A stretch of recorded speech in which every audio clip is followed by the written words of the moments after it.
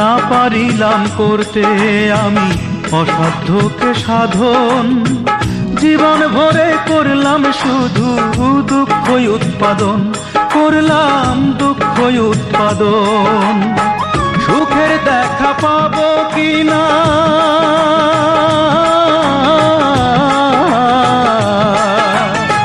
সুখের দেখা পাবো কিনা সেও তো নাই। আমার জীবন হইল দুঃখ কষ্টের বিরাট কারখানা, আমার জীবন হইল দুঃখ কষ্টের বিরাট কারখানা।